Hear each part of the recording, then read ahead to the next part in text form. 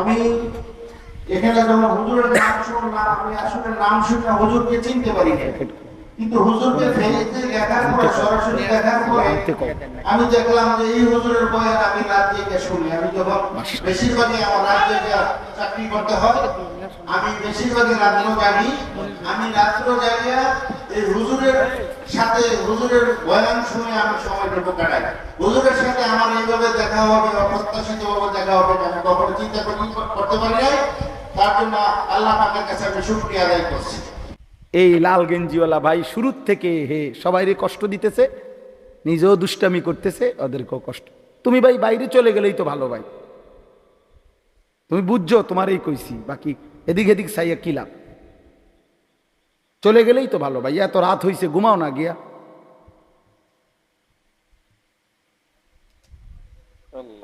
শুধু শুধু কষ্ট পাইতেছো, অন্যরও কষ্ট দিতেছো, যাই ঘুমাও।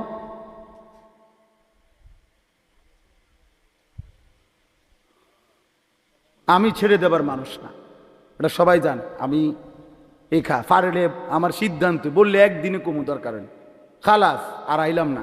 আমি তো আগেই খারাই বলছি, আমি তো কোনো ভোটে দাঁড়াইতাম না যে আমার জনপ্রিয়তা দরকার। জনপ্রিয়তা দিয়ে করুন কি? এতবার বলছি, সে ডানে বামে প্রত্যেকের সাথে হাসি ঠাট্টাই করতেছে, কমপক্ষে ৩-৪ জন ছেলেকে সে কষ্ট দিতেছে। আস্তাগফিরুল্লাহ, আস্তাগফিরুল্লাহ। ভাইয়া লজ্জা তো শেখো।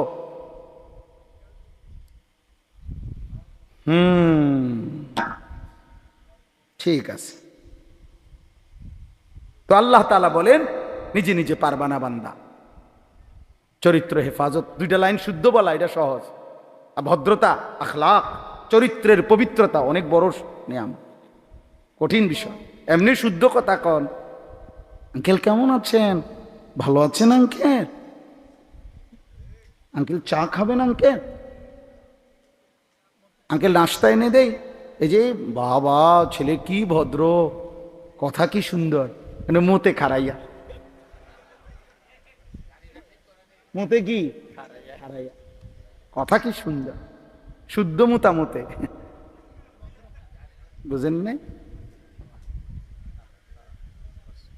হ্যাঁ, আখলাকের ভদ্রতা, চরিত্রের ভদ্রতা, খোদার কসম, এটাই হলো মূলত ভদ্রতা। 2টা শব্দের উচ্চারণ ভদ্রতা নয়। মাঝে মাঝে 2টা ইংরেজি বললেই ভদ্রতা হয় না। ইংরেজি ভাষাই এক ভদ্রতার ভাষা, এটা পৃথিবীর কোথাও সিদ্ধান্ত হয় নাই। এটা একটি ভাষা, কথা বোঝেন না? ইংরেজি একটি কি ভাষা, গুরুত্বপূর্ণ ভাষা। সব ভাষাই সমান গুরুত্বপূর্ণ, কারণ কোন ভাষাই কোন মানুষের দান নয়, রবের দান, আল্লাহর দান না। আমি কেন বাংলা বলি, সে কেন আরবি বলে, সে কেন ইংরেজি বলে, রব্বুল আলামিন বলে আমি যার জবান দিয়ে যেটা চাই সেটা আমি বের করি। ওয়ামিন আয়াতিহি ইখতিলাফু আলসিনাতিকুম ওয়া আলওয়ানিকুম, কোরআন শরীফ আছে সূরা রোমের মধ্যে। আল্লাহ বলে তোমাদের ভাষার ভিন্নতা, তোমাদের রঙের ভিন্নতা আমি আল্লাহর কুদরতের নিদর্শন। হ্যাঁ, সে কেন সাদা, সে কেন কালো, আল্লাহ আমার ইচ্ছা। বিশ্বাস করেন, হজ্জের সফরে এটা দেখা যায়।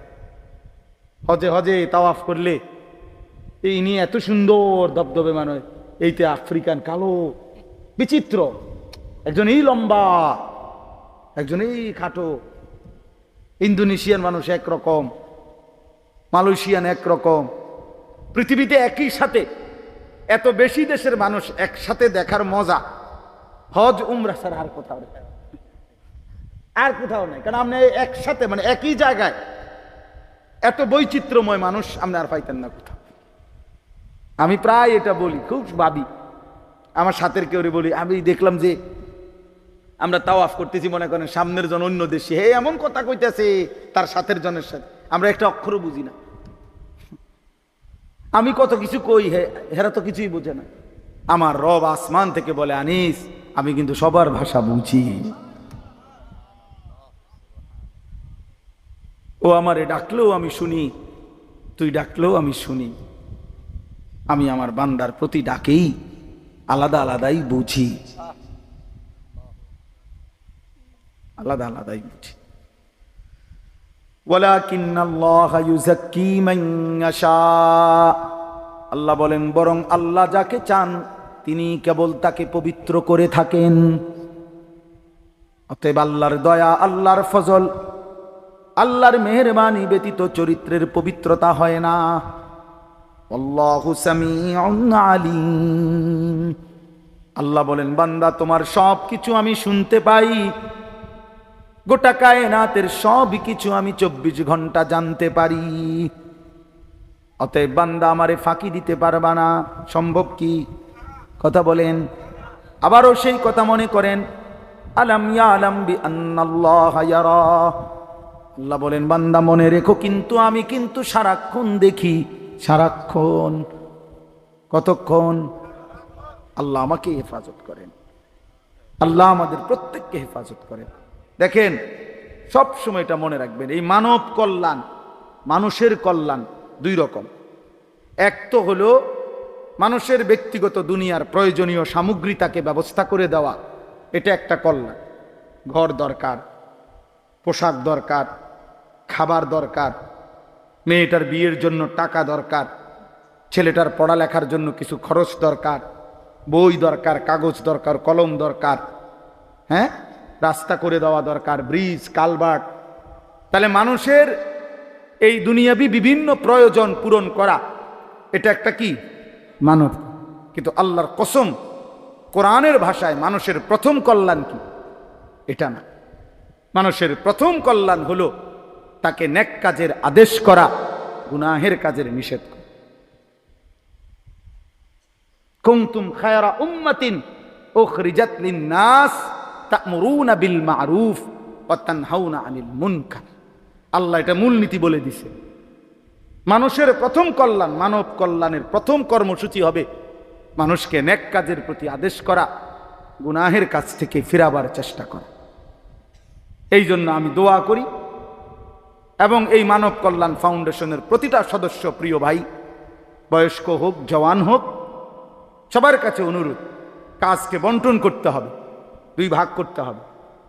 অর্থাৎ প্রথম ভাগ হবে মানুষের ঈমান আমলের উন্নয়ন। কথা বুঝছেন কিনা? মানুষের কি উন্নয়ন? ঈমান আমলের উন্নয়ন।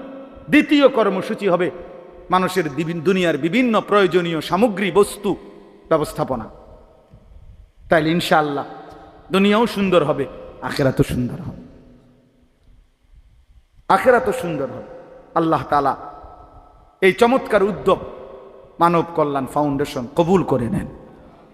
আমরা ইনশাআল্লাহ অনুরোধ করলাম, প্রিয় ভাই, ভবিষ্যতেও চেষ্টা করো যে প্রতি 3 মাস অন্তর আবার কোথাও কোনো মসজিদ ভিত্তিক আল্লাহর বান্দাদের জন্য আলোচনা, তালিম এবং তারবিয়ত করা যায় কিনা। এরপরে আরো উদ্যোগ নেওয়া, মানুষকে ছোট ছোট অল্প পয়সার ভিতরে ধর্মীয়, দ্বীনি ভালো বই হাদিয়া দেওয়া। কোনো মসজিদের মধ্যে বয়স্ক স্কুল কলেজ পড়ুয়া ছেলেরা কিভাবে আল্লাহর কোরআন শিখতে পারে, এটার ফিকির করা। হ্যাঁ, একজন মুসলমানের ওযু, গোসল, নামাজ, রুকু, সেজদা কিভাবে ঠিক হয়, এটা খেয়াল কর। অনেক মুসলমান ছোট বড় বয়স্ক খামখেয়ালি নামাজ পড়ে, এই নিজের মতো করে নাম, সূরা, কেরাত, দোয়া, কালাম শুদ্ধ না। এটা উনি ভাবেও না যে এটা শুদ্ধ করা দরকার। নাই তো একটা মানুষ বুঝি 60 বছরও বুঝি আত্তাহিয়াতুস সূরা শব্দটা ঠিক করতে পারে না, এটা কথা বুঝি। এটা মূলত খামখেয়াল, মানসিকতার অভাব। মানুষকে এটা বোঝানো দরকার, উদ্যোগ নেওয়া দরকার, উদ্যোগ নেওয়া দরকার। এজন্য এটা একটা ভালো উদ্যোগ। আমি আরো যদি কোনো সহযোগিতা দরকার হয়, শুধু ওয়াজ না, ভিন্ন কোনো পরামর্শ যদি দরকার হয়, আমরা ইনশাআল্লাহ সহযোগিতা করার চেষ্টা করব। এজন্য প্রিয় ভাই, শুধু কেবল হ্যাঁ মানুষকে টিন দিলা, চাল দিলা, তেল দিলা, সাবান দিলা, ভালো। খায়রুন নাস মান ইয়ানফাউন নাস, মানুষের কল্যাণ যে করে সে সর্বোত্তম মানুষ। কিন্তু ওই বললাম, কল্যাণকে বুঝতে হবে দুইটা জিনিস, একটা হলো তার ঈমান আমলের কি উন্নয়ন, আর একটা হলো তার দুনিয়াবি প্রয়োজন পূরণ। আল্লাহ তাআলা আমাদেরকে তৌফিক দান করেন। সর্বশেষ কথা হইল, আমি ব্যক্তিগতভাবে যেহেতু যেমনি হোক আল্লাহর দয়ায় বলতে বলতে মালিকের ইচ্ছায় আমার এখন বয়ানের মূল বেশি অংশ ব্যয় হয় কিশোর যুবক ছেলেদেরকে সংশোধনের ফিকিরটা একটু বেশি বলি, এই জন্য এই ধাক্কা মারি, এত শক্ত কথা বলি। মূলত মাকসাদ তো ঝগড়াঝাটি না, কারোর সাথে তো আমার কোনো কি নাই, দ্বন্দ্ব নাই, ঠিক না? তো আলহামদুলিল্লাহ এই বছর থেকে আমি আরেকটা নতুন উদ্যোগ নিছি। সেই উদ্যোগটা হলো আমার মাদ্রাসা কুমিল্লা ক্যান্টনমেন্ট ময়নামতি সাহেবের বাজার, এই মাদ্রাসায় আলহামদুলিল্লাহ এখন প্রায় 494 জন ছাত্র আছে। এর মধ্যে 400 ছেলেই আবাসিক হোস্টেলে থাকে, 34 জন শিক্ষক কর্মচারী স্টাফ আছে। আলহামদুলিল্লাহ মাদ্রাসা আল্লাহর দয়ায় চলতেছে।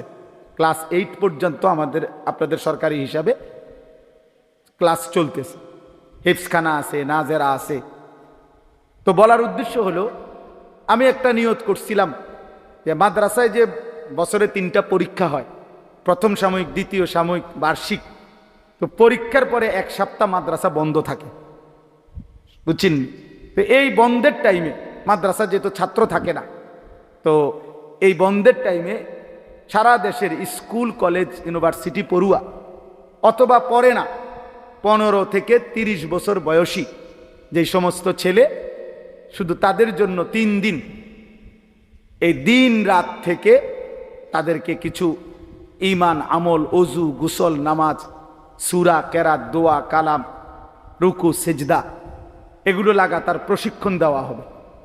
তো আলহামদুলিল্লাহ এইবারেই এটা প্রথম একদিনের জন্য আমি করছিলাম ফেব্রুয়ারি মাসে।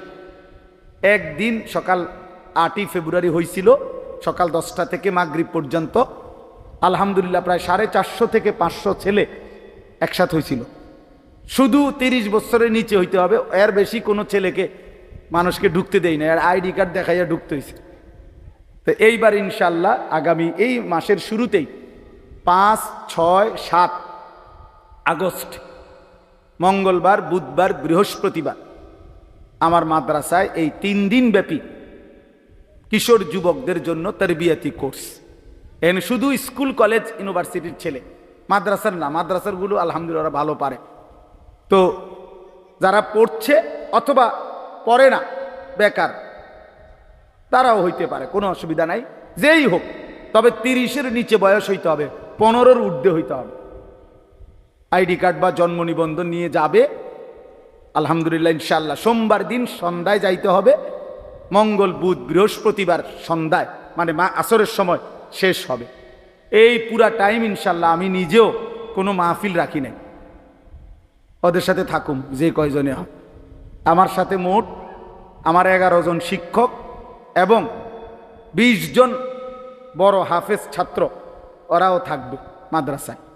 ওরা থাইকা যে কয়জন ছেলে হয় সারা দেশ থেকে কিশোর যুবক, আমরা তাদেরকে রাত দিন থেকে এগুলা শিখাবো। এই যে নির্দিষ্ট কয়েকটি সূরার মশক, এরপরে সালাতের প্র্যাকটিক্যাল নামাজ, সূরা, কেরাত, তাশাহুদ, দুরুদ শরীফ, দোয়ায়ে মাসুরা, দোয়ায়ে কুনুত, রুকু, সেজদার তাসবিহ সহ প্রয়োজনীয় মাসআলা মাসাইল, ওযু, গোসল, তায়াম্মুম সহ পাক পবিত্রতার জরুরি মাসাইল, ঈমান, কুফর, শিরিক, নিফাক সম্পর্কে মৌলিক আলোচনা, কিশোর যুব চরিত্র বিধ্বংসী গুনাহ ও তার প্রতিকার সম্পর্কে বিশদ আলোচনা।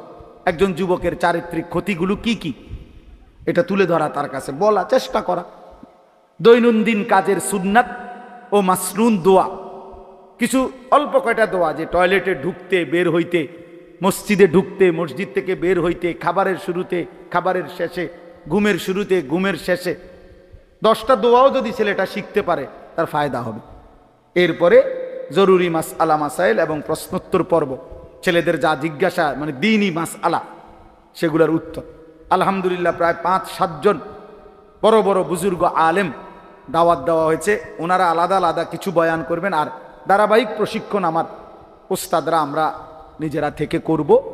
আমার শায়েখ আল্লামা মুফতি মুশতাকুন নবী কাসেমি হুজুর একদিন আসবেন, মাওলানা মুফতি আমজাদ হুসাইন, মাওলানা ইউসুফ বিন ইকবাল, এরকম আরও বড় বড় আলেমরাও আসবে।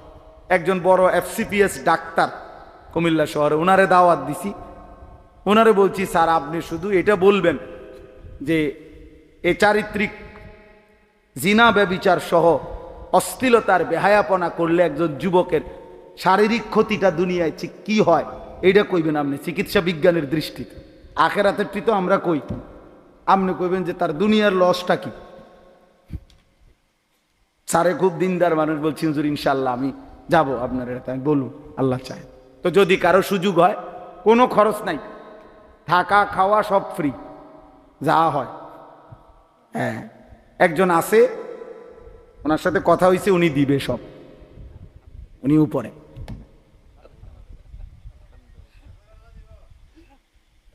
উনি কোথায়?